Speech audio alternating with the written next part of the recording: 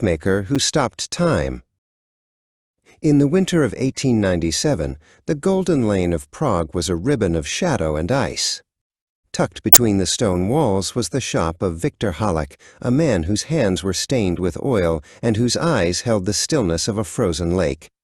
The neighborhood whispered that his clocks did more than measure hours. They harvested them.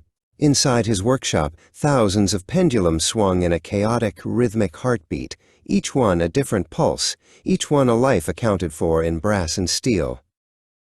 Anna came to him on a night when the snow fell like white ash. Her breath came in ragged gasps, her coat thin against the biting Bohemian wind. She had spent weeks watching the light fade from her father's eyes, watching the sand in his hourglass slip through her desperate fingers. She stood before Victor's counter, the scent of lavender and illness clinging to her clothes, begging for a miracle that the doctors could not provide. She didn't want a cure. She only wanted more time to say goodbye. Victor looked at her through his spectacles, his expression unreadable.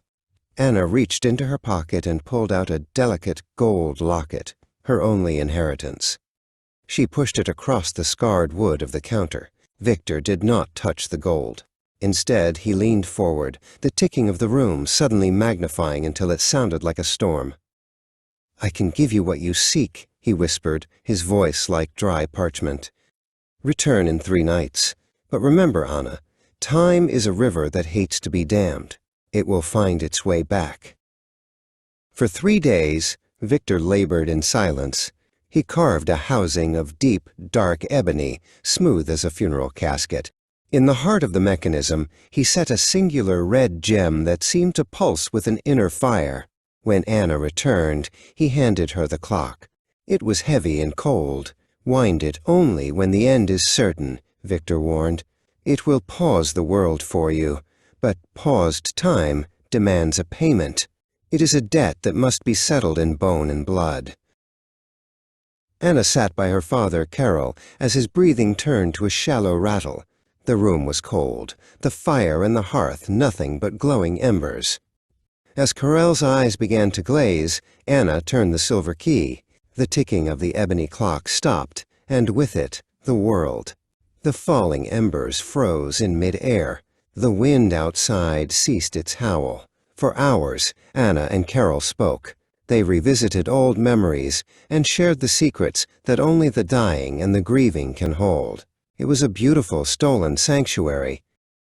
But the gem's glow eventually flickered. Anna felt a sudden, violent jerk in her chest, as if a hook had caught her soul. Time resumed with the force of a crashing wave. Carel took one final, peaceful breath and grew still. In that same moment, Anna felt her skin tighten and pull.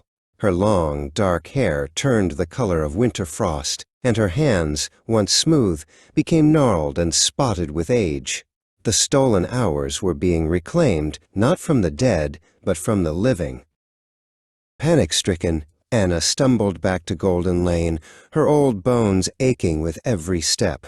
She reached Victor's shop, but the windows were boarded shut with heavy timber. Nailed to the door was a scrap of yellowed paper. It bore no name, only a short, cryptic sentence written in Victor's sharp, angular hand. "The debt of time is a weight that only grows heavier with the carrying."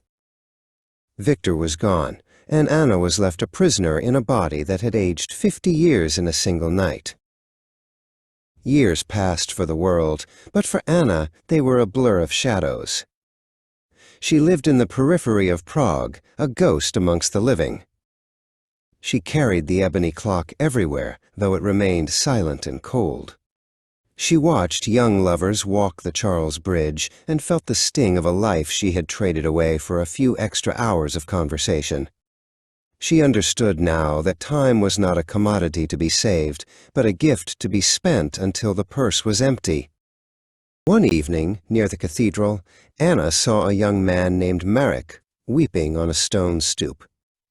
His eyes were red, his hands trembling as he clutched a prayer book. Anna knew that look. It was the look of someone standing at the edge of a void, reaching for a hand that was slipping away. She sat beside him, her presence as quiet as falling snow. Merrick spoke of his mother, of the things left unsaid, and the cruelty of a clock that ticked too fast. Anna reached into her cloak and pulled out the ebony clock. The red gem, dormant for decades, gave a faint, hungry pulse of light as it neared Merrick. She held it out to him. "This can give you the time you need," she whispered, her voice a mere rasp. Merrick looked at the clock, then at the ancient woman beside him. He saw the sorrow in her eyes, but his own desperation was a louder cry. He reached out and took the heavy wood into his own steady hands.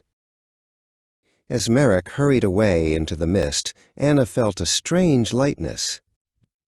The burden she had carried was gone, and with it, the last of her borrowed strength. She looked back toward Golden Lane, wondering if Victor Halleck was still there, hidden behind a different door, or perhaps living within the very gears of his creations. Some said the clockmaker was time itself, a lonely craftsman weaving the seconds of others into a tapestry only he could see. Anna lay down in the fresh snow, the cold no longer biting, but feeling like a soft, white blanket. The cycle had begun again. Somewhere nearby, the world was about to freeze for a young man and his mother, and a new debt would be written in the stars. As the stars of Prague blinked above her, she closed her eyes for the last time. If you could hold back the sun for just 1 hour to hold the hand of one you loved, would you pay for it with the rest of your life?